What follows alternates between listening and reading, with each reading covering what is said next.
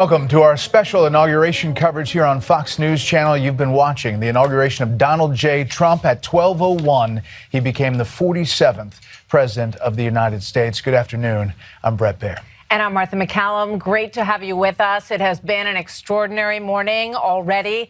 Blue skies over the United States Capitol as the ceremony took place inside the rotunda, and we heard a speech that was about twice as long as the first inaugural speech that we heard from President Trump, but it has some familiar themes in it.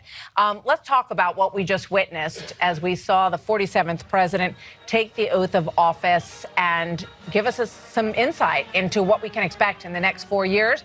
Our panel is joining us. We have Dana Perino, Harold Ford Jr., Harris Faulkner, and Karl Rove, As well as Britt Hume joining us. Britt, the first line, the golden age of America begins right now. And the first part of this speech, Britt, was pretty blunt. It was really blunt. In fact, it was a horrible betrayal, he said, the last few years. And the journey to reclaim the republic has not been easy. But he said his life was saved by God to make America great again.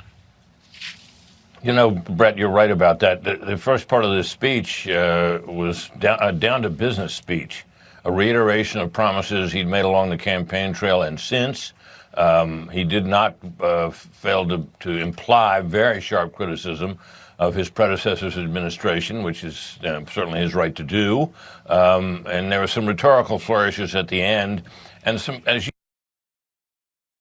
extravagant promises in the sense, the golden age of America, as you said, is just about to begin. And he said the greatest 4 years in American history are about to begin. Well, one certainly hopes that turns out to be true, but it's quite a big promise. And I think the speech was full of quite big promises. I think he feels he has a tailwind because of the decisive nature of the election, narrow though the margin ended up being, and because he has Congress under Republican control, albeit narrowly there as well. I think he has high hopes that he can bring a lot of this to bear, and a great deal of it, I think, or at least a large piece of it, is represented in the executive orders he is issuing today to cover a multitude of topics, which are available to him because the previous president relied on so many executive orders, which can be revoked. A new president can revoke the old president's orders, and Mr. Trump is going to do that in spades today. Thank you, Brett. Dana, let's bring you in. It was interesting, the transition that he made from the intro to then saying, but first we must be honest about the challenges that we face. And that's where he talked about an America that has been stumbling to respond to emergencies in our country, that has failed our children in education and other things that he wanted to be very clear-eyed about as he takes office. I feel that he was being a pragmatic optimist. Saying that we will get there and we will do all of these things, but it's going to take us a minute because they are things that are so bad in our country right now. His triumphant return to the presidency was because of a repudiation that the voters gave to the Biden years. And it was kind of interesting to think, wow, Biden and Harris are sitting right there. And there are things that he would say at his rallies that he said right there in front of them. It's not that they hadn't heard it before. But, of course, there's a little bit of a sting there. However, I think what he showed is that he is going to do for his voters exactly what he said he was going to do. It's just undeniable. He's going to then, after this, at the Capitol, he will sign a few executive orders. He will do more this afternoon at the rally. He'll do more when he gets to the White House because they intend to hit the ground running. This is what I think is very fascinating.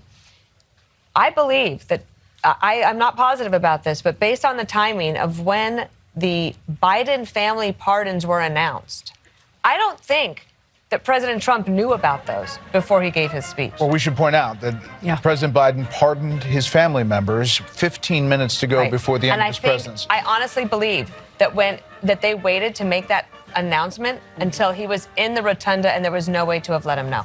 Harris, let's talk a little bit just about the moment. It is so majestic, being inside that rotunda. The last time it happened, 1985, with President Reagan, and just the sound you had Carrie Underwood with, obviously there was an audio pause there, but she just took it and did it a cappella, and it was really powerful. Spectacular. Yeah. I think in that moment you all saw me clutching my chest because it just was so powerful.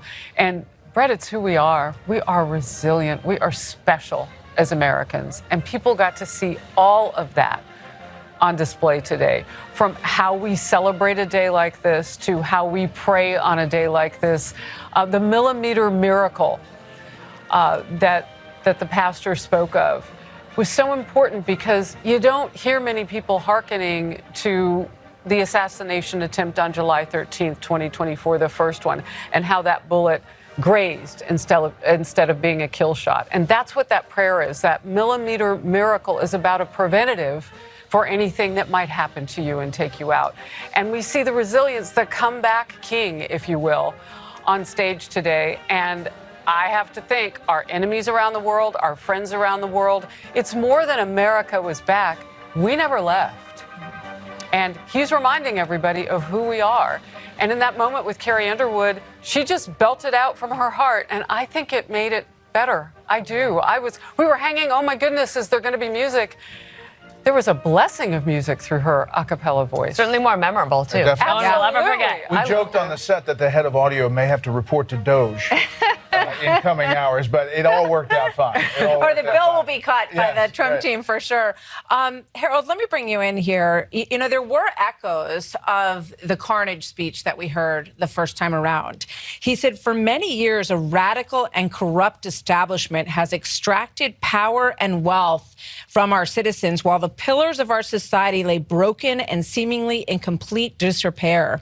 We have a government that cannot even manage a simple crisis at home. And he went on to talk about the suffering people in North Carolina and California. That was a very blunt assessment while President Biden and Vice President Harris sat by and listened.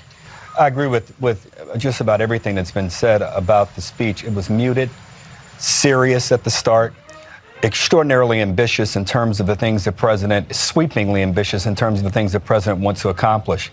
I think when you have a presidential election, the person that wins is often the winner because people are either saying, I really like what you've done, or they're dissenting. In this election here, people dissented. The border, the two economies we have, we certainly, when the president talks about America the way he does, we have a strong economy, but it's not strong for everyone. You still have 27 and 28 and 29-year-olds living at home. You have an affordability crisis with housing and insurance and food. That's what I heard in his most favorable light, what the president was trying to say.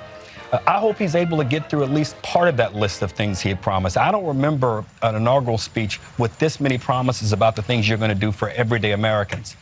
But again, if there's a president in my lifetime who has survived what he has survived and who is willing to lay the cards down the table like any other president, and Carl and Dana have worked for presidents before, you've not seen anything quite like this. So I wish him nothing but the best, but he should understand now, and all of his supporters should understand, he's now the president. And looking back doesn't serve him well. He's got to look forward and begin to tackle the enormous agenda he's put forward. Carl, about 9 minutes into the speech, he did turn in a big way to national unity, common sense, taking the country back, and had that optimistic kind of forward look to it. We're looking outside the Capitol, and there will be a goodbye ceremony for the Bidens.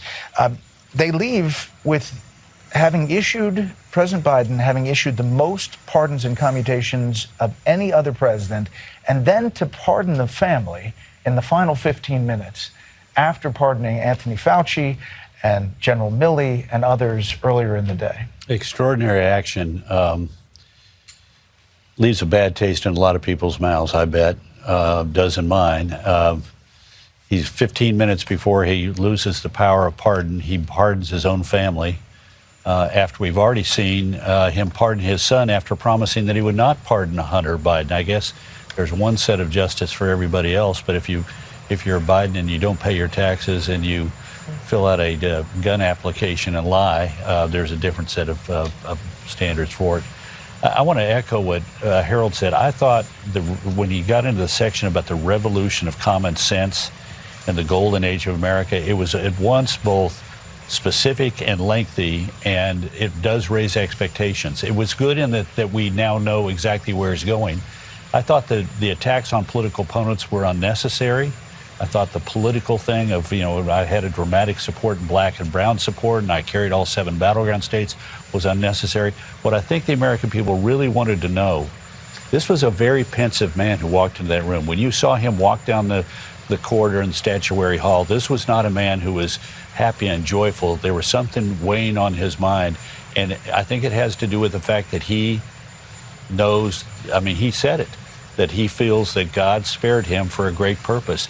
We needed to know, like we did at the beginning of the Republican National Convention speech, what was going through his mind so that we understand the values and the vision that he's going to bring to this act.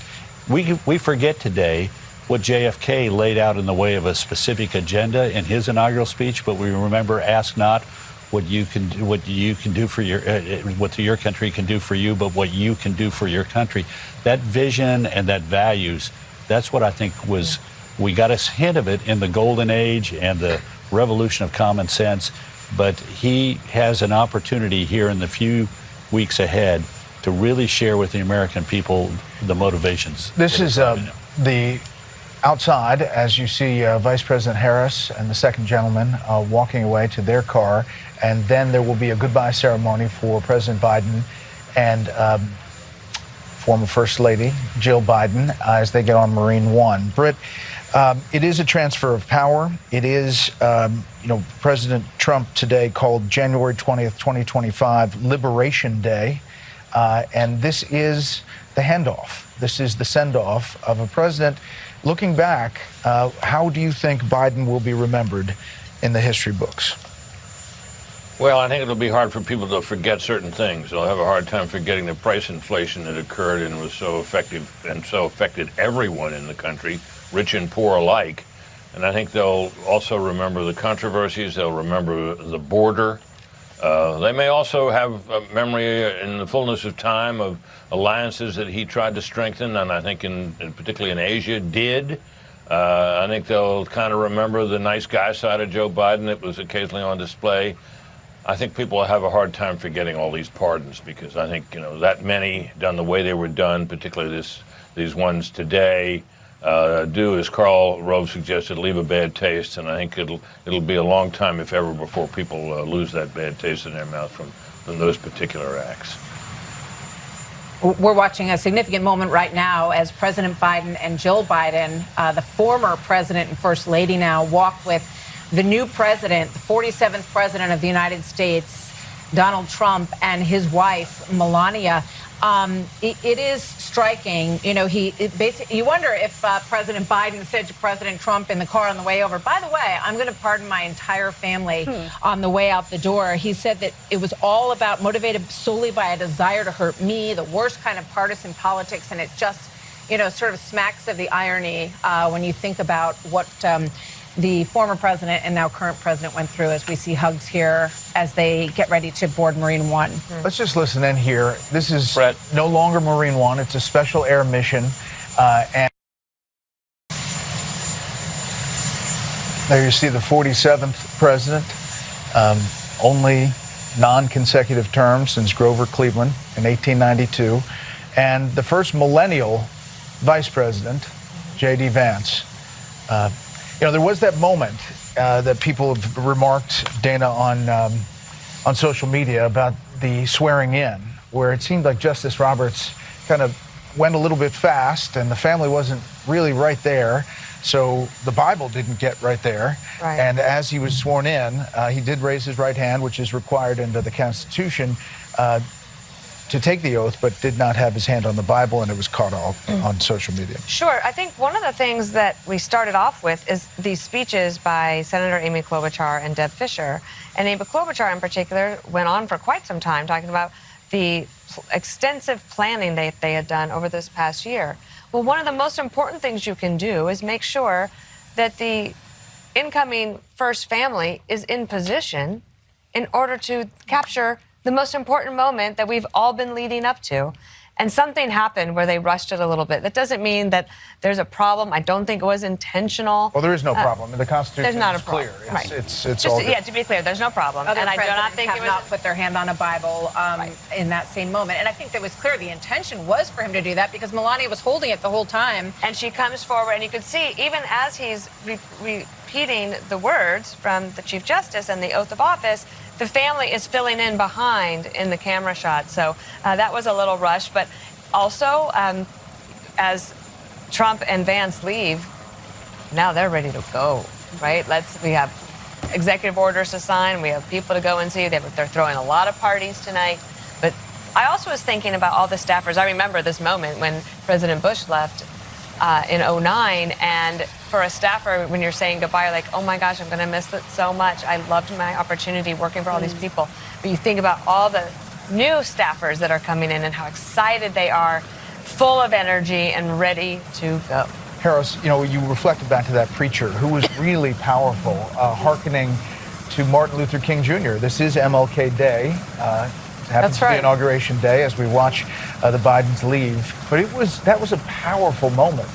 So Pastor Lorenzo Sewell was talking about the importance of this day without actually saying it, but it was there. I want to mention something else. The later stages of Biden leaving, to me, I believe, were really overshadowed by three things. Absenteeism. Like you rarely saw him doing those presidential things until there was something about the hostages to possibly announce, and we are more than grateful to God for that.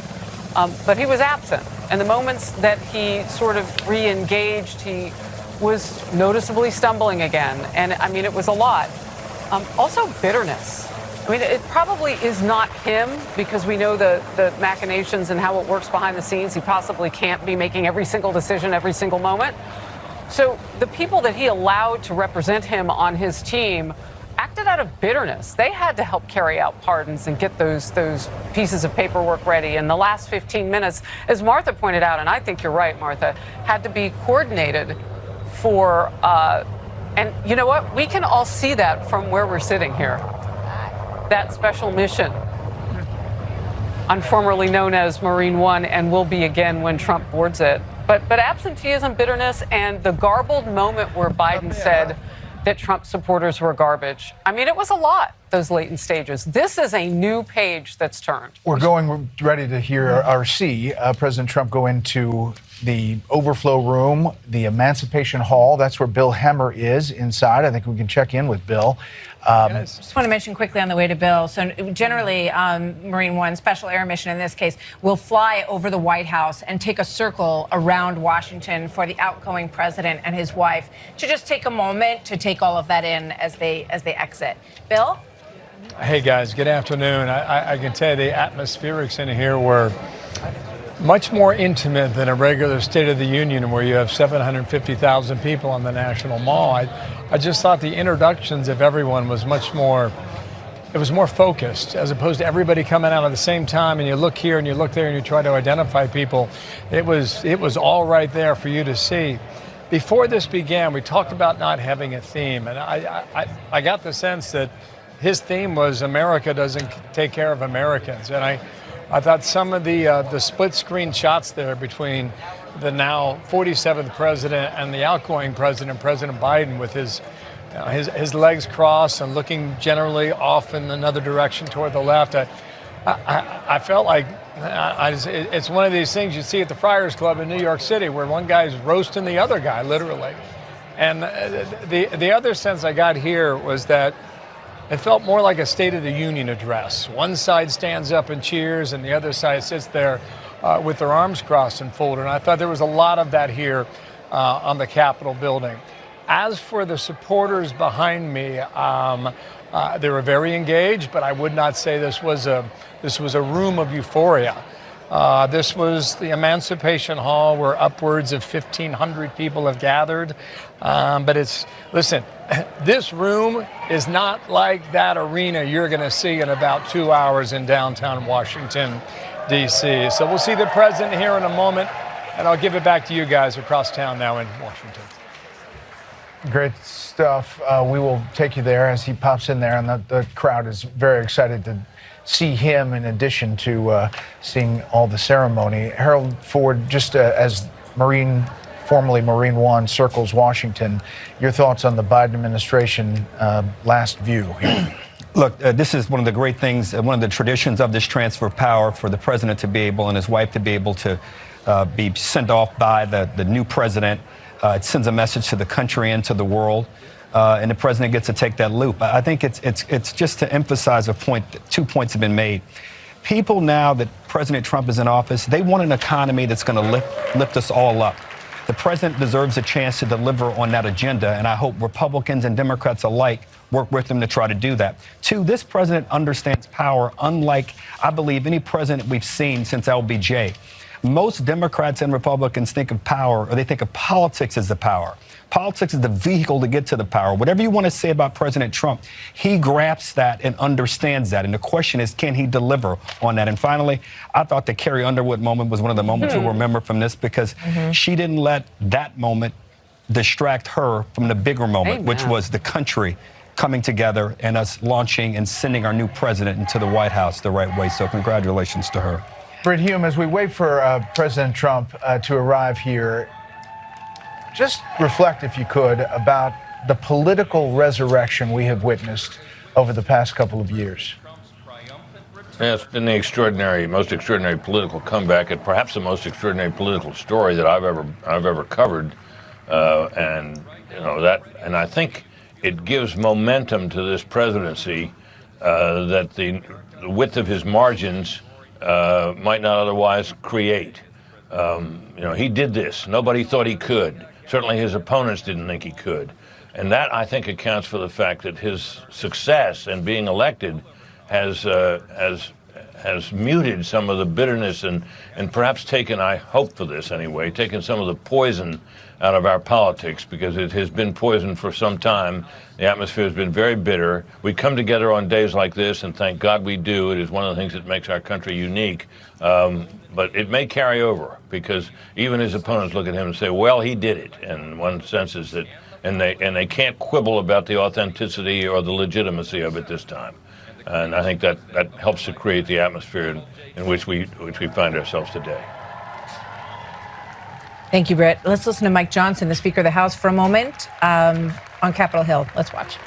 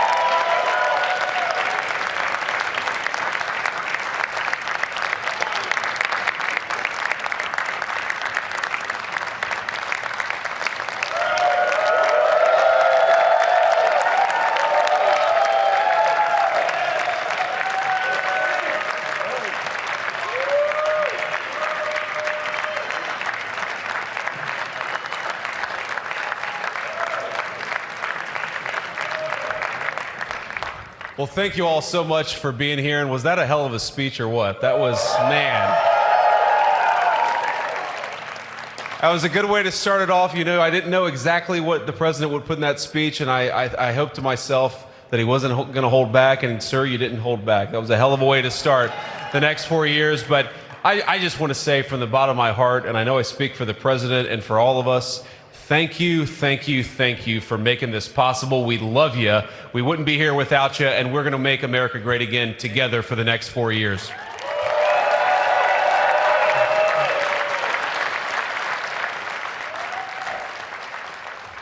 And the last thing I'll say is, having stood outside for about 5 minutes to wave goodbye to the Bidens. Thank God we moved that thing indoors because it was a beautiful ceremony and it was cold as hell outside. So, sir, the 45th and 47th President of the United States, Donald J. Trump.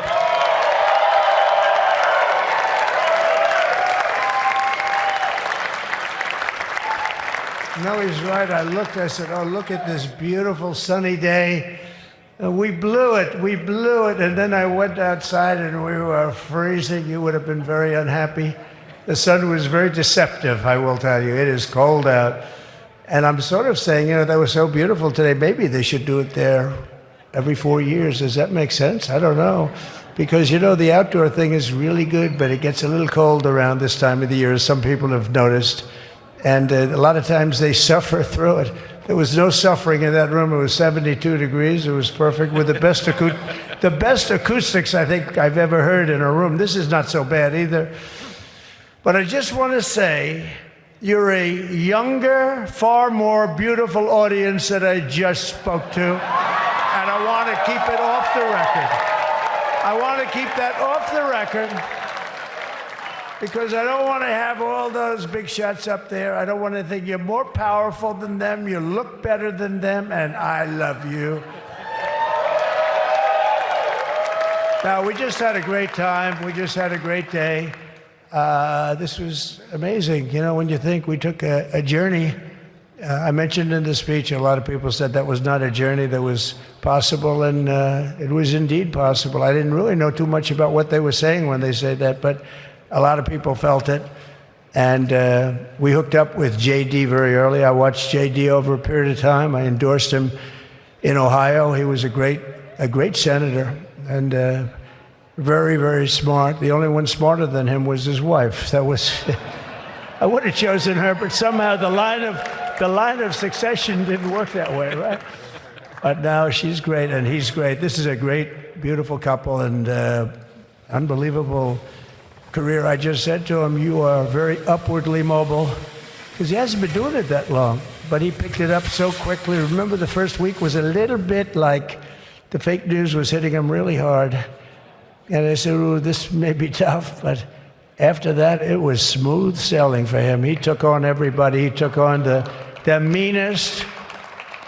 I don't want to use the word corrupt because we're into a new system, so let's wait till the corruption begins, because it will. But he took on some pretty mean people, and he handled it well. I want to also congratulate Mike Johnson for the job that he's doing.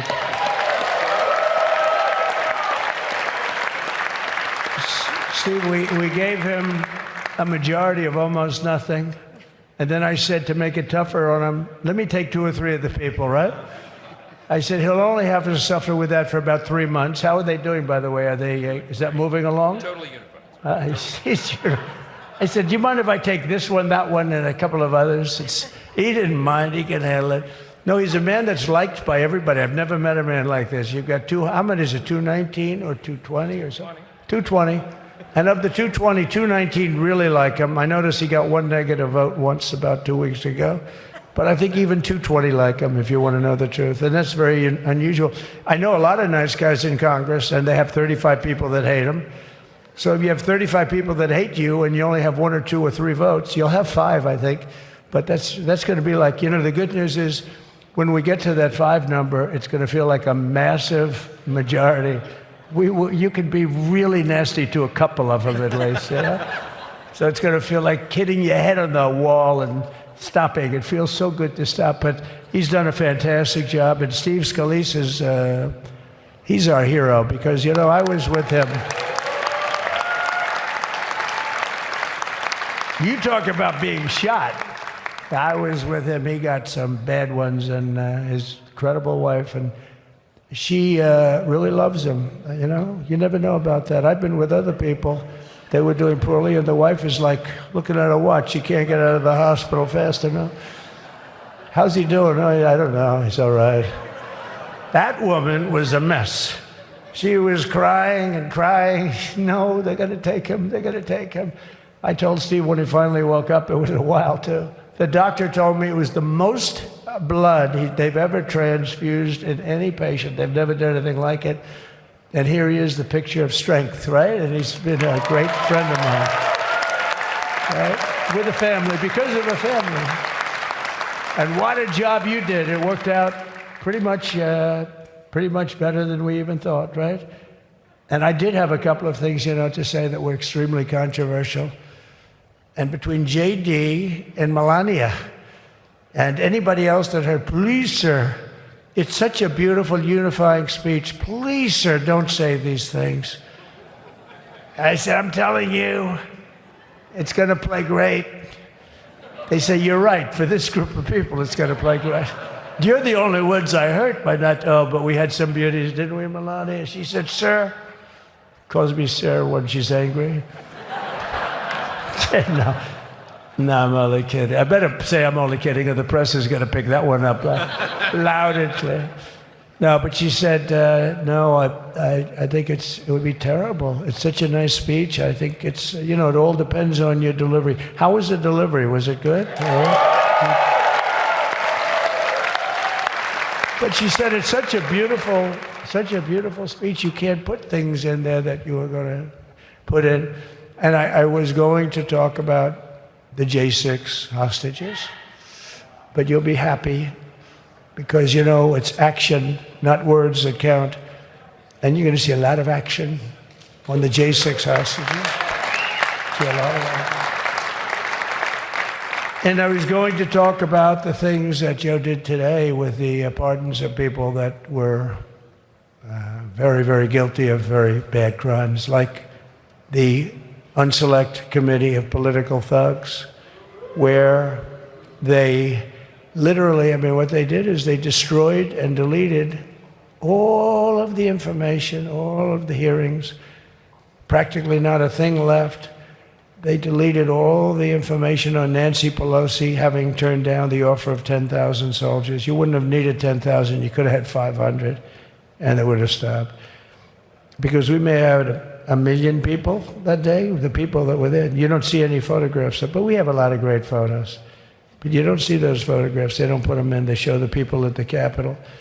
But I was talking about that. I was going to talk about that. They said, please don't bring that up right now. You can bring it up tomorrow. I said, how about now in front of I'll bring it up right now. This little time delay is good because we're getting great reviews on the speech. Now watch. They'll take the speech and say, I didn't like it because he left there and he's talked to people. But we're giving you a little more information than we gave upstairs. But no, they pardoned a lot of people. They pardoned, before we even get to today, they pardoned, 33 murderers, absolute murderers, the worst murderers. When you get the death sentence in the United States, you have to be bad because they don't give it much. And he pardoned almost everybody having a death sentence. And if you went through the crimes that were committed, you wouldn't even believe them, the level of violence, the people that were killed, the innocence of people that were killed and children killed by these people. And he pardoned them for whatever reason. He spared them, but they didn't spare the people that they killed. And, who knows what happens in the future. It's one of the worst because a lot of times they let them out early after that. They say you're going to be in for life, but then all of a sudden they get let out for good behavior and then they go on a rampage. It's one of those little things, right? But I was going to talk about that. But I was really going to talk about the level of, what's going on. Why are we doing this? Why are we trying to help a guy like Milley? Why are we doing Milley? He was pardoned. What he said, terrible what he said. Why are we helping some of the people? Why are we helping Liz Cheney? Liz Cheney is a disaster. She's a crying lunatic and crying Adam Kinzinger. He's a super crying. I never saw the guy not crying. He's always crying. I looked at him. I remember years ago he was actually on my side. And then one day, when you don't want to kill people in wars, they turn against you. Liz Cheney hated the concept of not going to war with everybody. Let's kill everybody. Let's spend a lot of money on military equipment, where her father works, right? And but what she did was incredible. Think of it. They destroyed and deleted all of that information that went on for almost 2 years against Trump. And the reason they did, because it was all false. Like the person that said, I tried to strangle a Secret Service agent. That's one of the toughest human beings I think I've ever seen. I actually had a friend saying, please don't change that, sir. You are the coolest sucker in history. Remember, she said, I put my hands around his neck because he wouldn't go to the Capitol. Made up fiction. And I was rebuffed. And the guy on the right is a massive weightlifter, probably stronger than me. Do you think he's stronger than me, honey? You know who I'm talking about. Possibly stronger than me. Slightly younger than me, like, I won't say how many years because I don't want to talk about that, but a lot of years. But I had a friend that said, why are you disputing that story? That's the coolest story I've ever heard. That I would attack a karate champion, get slightly rebuffed, and then throw my arms around a guy with a neck about this big. Even though there are bars, you know, there are bars, you can't really do that anyway. So I wanted to talk about that. But all of that stuff got deleted. And the reason it got deleted is they were all caught in lies. You know, Secret Service testified and they said it didn't happen. Actually, the two guys were very embarrassed. They're suffering because their friends are saying, did Trump really do that to you? But they gained a whole new respect for me. But it was just make-believe stuff. And there were a lot of make-believe stories made up. So rather than suffer the wrath, like the story with Nancy Pelosi, I offered her 10,000 soldiers. She knows it. She admitted it on tape that her daughter made. She's a videographer or whatever you call her, which I'm glad she is. Oh, she can't be in good stead with Nancy. But Nancy said it was my responsibility as she's leaving the Capitol. She said it was, and it was. She's in charge of security at the Capitol. But I offered them up to 10,000 soldiers, even more. One time I said more, as many as you need, but you needed 400 or 500. If 4 or 5, you 10,000, that would be more than the number of people there by lot. But we offered her 10,000. Think of it, 10,000 soldiers. In other words, J6 wouldn't be J6. There would have been no J6. But she rebuffed them. She didn't like it. No, she didn't like it. Maybe she wanted that to happen. But she's guilty as hell. And now we would have to go through the process because they destroyed all evidence. They deleted everything. There's virtually nothing left. The other fake story and so many other fake stories. And many people came out on our side. And those people now, we've got to find them. There's nothing left. So that's a criminal offense. If that were a civil case, it would be a criminal offense. If that happened civilly where you did that, it would be a criminal offense. So I decided I'm not going to make this speech complicated. I'm going to make it beautiful. I'm going to make it a unifying speech. And then when they said we have a group of people that are serious Trump fans, I said, this is the time to tell those stories.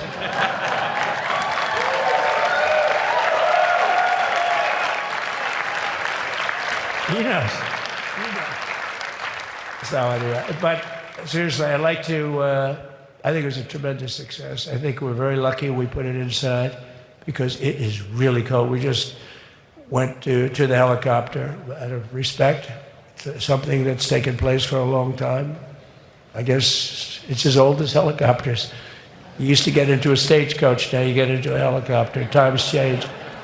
But it's pretty old custom.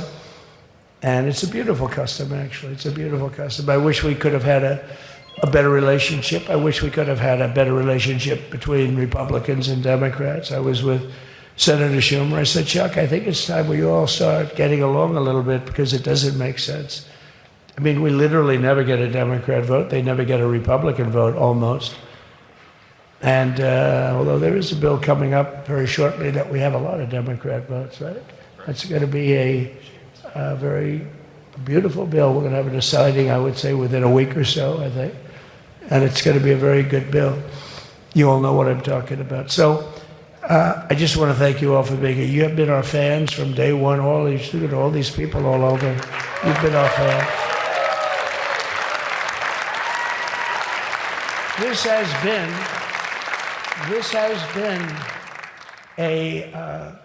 there's never been anything like it. There's never been anything like it. This has been a movement like no movement ever in history for probably any country, let alone this country.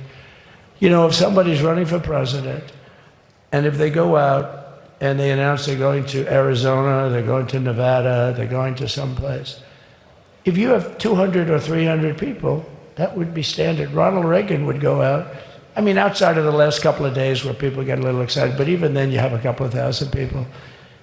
But if you're going to go someplace, any place, any one of the swing states, any one of the other states, I mean, how about the non-swing states? We won Alabama by 48 points. We won Tennessee by massive numbers. Wyoming, we won by numbers that are, nobody's ever seen numbers like that. And, you know, places like California, we did great, but when they send out like 38 million ballots, nobody knows where the hell they're sending them, and then they come pouring back, the whole thing. You know, they passed a law in California that if you work in an election bureau and if you so much as ask for a voter ID, if you say, sir, ma'am, could I please look at your voter ID? They have the right to put you in jail. You're a criminal. Can you believe that? There's only one reason that happens. They want to cheat. So they had it where voter ID wasn't accepted. But now if you even ask for it, this is seriously a bill that was just signed, passed in their legislature, and it was signed. And I think when we get things cleaned up and we get back to a little bit of normalcy, I'm going to ask the speaker to really get involved, because I think we would have won the state of California, because, you know, if you look at my numbers with Hispanic, we're at 56%. And we were winning. We won the Texas border that had never been won. As the governor said, he's doing a good job, the governor, by the way, of Texas. But as the governor said, it hasn't. Oh, did I get lucky? Did I get lucky? Supposing I said, you know, he's not here, but the governor of Texas has done a terrible job. Wow, look at you. You mean we couldn't get you up in the front row? I tell you. Supposing I said, JD, the governor of Texas, he's not doing his job. You heard what I said? See, I didn't know you were there. I said he's doing a great job. He's doing a phenomenal job. But now you're going to have a partner that's going to work with you, because you didn't have, not only didn't he have a partner, he had people selling the wall, right? We have a fence structure that we worked on, the governor worked on with me. And I didn't love it, to be honest with you. I wanted a nice precast concrete, you know, 40, 50 feet high, like a beautiful, could have been a T-shape, Y-shape. I love construction. I wanted that sucker to go up maybe 50, 60 feet. It would have looked beautiful, a nice Y shape. And I said, the problem is, sir, they climbed that like a rabbit. I said, what do you mean? No way. And they brought some of these guys out. They climbed it like... And the other thing is you hit it with acid and the thing will disintegrate. You know, they have things for concrete. So they needed very hardened steel, very special steel. And then they needed 7,000-pound concrete inside that steel, you know, inside that steel. And then they have a rebar that's the toughest steel made. Very hard to cut. So this is why very little is cut. I mean, it's right. And then they put a anti-climb panel on top. I hated it. I said, it's so unattractive. And I said, why would that work? I don't believe it works. And I went to watch the Border Patrol, gave a display. We had actually two sets of climbers. The guys that climb up walls with drugs on their back, I mean, they got like 60, 70 pounds of drug, and they go as fast as you can walk. They go bip, bip, bip. Or we have Mount Everest type climbers. And honestly, the drug guys were much better. I couldn't believe it. The drug guys blew them away, right? But it's true, the anti-climb panel, they couldn't get around it. They just couldn't. You didn't have it. So sometimes you sacrifice beauty for efficiency. And we did. So we built this wall, and we built over 500 miles of wall. That's why we had such good numbers. The famous chart that came down, very thankfully, the chart that came down on my right, Governor, had I not looked over there, I'm not speaking right now. You might be speaking here. You want to know the truth? You, JD, you've got a lot of great people in this party, but I got very lucky, but we had the best numbers we've ever had. But I bought, you know what happens is when you fill it up, it's like water. You fill it up. Now we have 571 miles of wall. And they would always say, you know, when we renovated a wall, so there'd be like a piece of plywood sitting there for 60 years, or a 2x4 sitting for 60 years on the ground and rotting. Because, you know, and they say, you didn't build a new wall. Here we're building 50 feet up in the air, 30 feet sections, 50-foot sections, all steel, all concrete, all everything. And all, by the way, they don't even want me to say this, but what the hell, doesn't take that long time. They're all wired for all of the equipment. We put wires in everything so they can easily wire for all the different types of equipment. And if there's a doubt, we have a wire. Whenever we just look, you just find the wires all over the place up top, so we can just hook it up. We don't have to have wires on the outside, which wouldn't do too well, right? So anyway, so we built an extra 200 miles of wall, and the governor wanted to buy it. He tried to buy it, and they wouldn't sell it to him. He wanted to put it up himself. Could have been done in 3 to 4 weeks, 200 more miles, because when you do it now, they just keep going further out, further out, further out, getting around. So we did an extra 200 miles, and it was all bought, and they announced that they're not going to put it up. And that's when I realized they wanted open borders, and that's when I realized that people are going to come pouring through the wall like nobody's ever seen before, but you've seen it. A lot of you are here because of that. I made it my #1 issue. They all said inflation was the #1 issue. I said I disagree. I think people coming into our country from prisons and from mental institutions is a bigger issue for the people that I know. And I made it my #1. I talked about inflation too, but you know, how many times can you say that an apple has doubled in cost? I'd say it, and I'd hit it hard, but then I go back to the fact that we don't want criminals coming into our country. We don't want the jails of every country in the world virtually being deposited into the United States. And that man had to suffer with it. And he did an unbelievable job. I'll tell you, he was a very popular governor, but now he's like an unbeatable governor because of your border policies. He was fantastic. And he really was. So. Governor Abbott he's a great man, great leader. And but it did make him very more. Did you do it? You didn't do that for politics. You did it because you wanted to do the right thing. But I'll tell you, it sure as hell worked for politics too. It's self-preservation. That's right. But no, because the people are demanding it. The people of Texas are demanding it. The people are demanding it all over. So anyway, so we built it, and they wouldn't let us use it. They wouldn't let the governor use it, and other governors, they wouldn't let him use it. But he was the leader of the pack and did a great job. And then we heard about a month ago that not only wouldn't they let us use it, they were selling it. They were going to sell it for 5 cents on the dollar. Now, 5 cents on the dollar then, but today it would cost more than twice as much to build because we bought it like 6 years ago. And it was just sitting on the ground, and that does not do well for the whole thing. But it was just sitting on the ground, and I heard about it, and I called the governor, and I called a lot of people, your attorney general. And here's the story. They were going to buy it, and these are great business people. They were going to buy it for 5 cents on the dollar or less, and they were calling us up, we'll sell it to you for 200 cents on the dollar.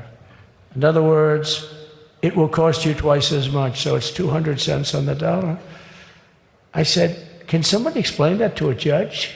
I mean, how corrupt is that? You'd think they'd say, maybe we'll sell it to you for 20 cents, 30 cents, but not 200 cents.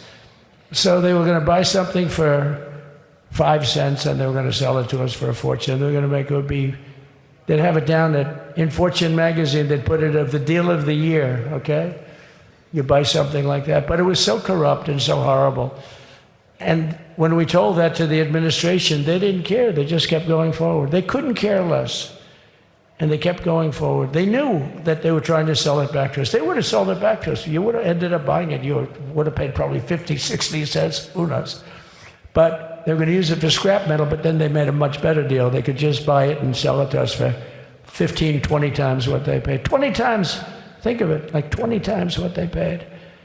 And we wouldn't let it happen. And the governor with his attorney general, Ken Paxton, they made a fantastic, they're a good lawyer. He's pushed around pretty good by people, right? I said, you got a great attorney general. They should leave him alone. He was with me. But Ken and the governor went to court, and a judge actually became incensed and actually called for an investigation. How could a thing like this happen? So he stopped it. So we're waiting to put that wall up. And now that you have a new president, that wall will go up so fast. The governor will complain, sir. This is Greg Abbott, sir. Please, the wall is going up too fast. Please don't do that. You know the story about winning? No, we're going to win too much. We're winning too much. Please, let's stop. People always love that one. We'll do this with the wall. Governor Abbott calls, sir, the wall is going up too fast. We can't take it. We just can't take it. No, I think you'll be very happy if the wall goes up too fast, right? But we'll get that done and we'll work with you on that. But it was a great decision by a great Texas judge, right? And it was beautiful, beautiful to watch. He stopped them right in their track. I mean, they were literally loading this stuff onto trucks. It was terrible. Honestly, it was terrible. And he wouldn't take it. So I'm so glad I mentioned that they have a really good governor in Texas. And I swear, I didn't know he was here. I swear to you, it sounds like a setup. I didn't know you would end. Did I get lucky? I said the right thing. Because there have been moments when I wasn't so happy with him, you know? But not too many, I can tell you that. So anyway, it's good to see you too, Governor. Great. But I just want to thank everybody. You've been incredible. I recognize so many of you. It's so crazy. But this has been a long journey. This was a journey that started in 2015, probably started 20 years before that. People used to say, you're going to run for president? You're going to run? And I always said, no, I don't want. And then one day I said, let's give it a shot. And what I talked about then was the border, too. I think it probably was the number one issue for me. Back in 2015, 2016, I talked about the border. And now I talked about the border, but this border is much worse. We fixed the border. It was totally fixed. There was nothing to talk about. 2020, by the way, that election was totally rigged, but that's okay. It was a rigged election. You know the only thing good about it? It showed how bad they are, showed how incompetent, and frankly, historically, this is a much bigger event. If that would have gone like it should have. The bad thing about it is some bad things happened, like a lot of people in our country that wouldn't be in our country right now. So, you know, that's the bad part. But I will say that it started in 2015, and right from the beginning, we went to the top. Day one, they announced Trump, and Trump went to number one and stayed there for the whole primary. And then we took on Hillary. She didn't look too happy today. We took on Hillary. A very nice person, but we took on Hillary and we defeated Hillary, and then we did much better the second time in 2020. You know, we got millions more votes. We got millions, like 10, 12 million more votes than we did the first time. No president has ever gotten that many more votes. I got like 9 million more than anybody else had ever gotten, and they said we lost. And because of that, I said to Melania, what do you think? And she said, you want to do this again? And had we lost, and had I felt we lost, I wouldn't do it again, because that's like the ultimate poll, right? But I knew how well we did, and this time we made it too big to rig. It was so big. They tried like hell in the butt. They tried to do it, and around 9:02, they gave up. Last time they did bad things, but this time they just said, yes. You know, I don't know if you saw, Mr. Speaker, in Washington, they had placards. They were all set to march. They thought it'd be closer. A gentleman asked me, a very respected gentleman asked me yesterday, how come the polls were so wrong? They showed you winning, but not in a landslide. I said, because people that are true Trumpers are so angry at the whole polling system and at the writers, the fake news, that they don't want to talk to anybody. So when you call somebody from Trump, who are you voting for? They say, it's none of your business. I'm not telling you. And that was probably 40% of the people they called. So they would discard that one, and they didn't show that. And then when the election happened, you know, the vote came, and it was much different, much higher than we're going to win, but they really thought, they couldn't believe. The one man said, I mean, it was so much higher. We won all 7 swing states. We won the popular vote by millions of votes, which is hard for a Republican. I'll tell you who came through. The unions came through. The auto workers were great. The Teamsters were great. The firemen were great. I think almost every union was great. The only one that weren't great, although Sean was great, and the Teamsters, Sean O'Brien, the head of the Teamsters, was fantastic. But generally speaking, the head of the union was against Trump, but the union would be with us for like 85%. Look what we did with the auto workers in Michigan. Look what we did with the Teamsters. The Teamsters were unbelievable. They were a solid Democrat vote, and they voted for Trump. So we had a great experience. This has been, now we have to go to work and get it done because we have to do something that's going to be great. We're going to turn our country around, and we're going to turn it around fast. And I think this was a better speech than the one I made upstairs, okay? I think this was better, JD. I think this was much better, and I got to see my friend.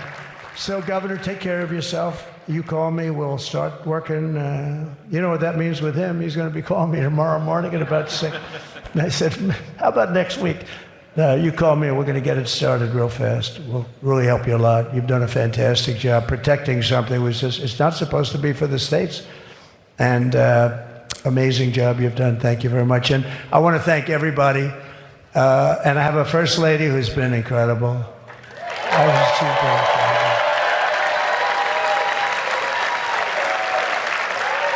I shouldn't say this. I'm going to get hell when I say this, but her feet are absolutely aching. You know, those heels. And we thought we were leaving. We were going home. Sir, would you be able to go down and say hello to some of your other fans that are here? I said, oh, I didn't know that. Wow. Did you get to see pretty clearly the picture, I hope? Good. That's good. But because you wouldn't want to make the same speech again, right? But she said, darling, I love you so much, but my feet are killing me. I said, honey, let me just see how far it is. I asked the person. Oh, not that long, maybe 400 or 500 yards. That's 5 football fields. I said, can you make it? She said, we're going to make it no matter what. We're going to make it because we have to get, right?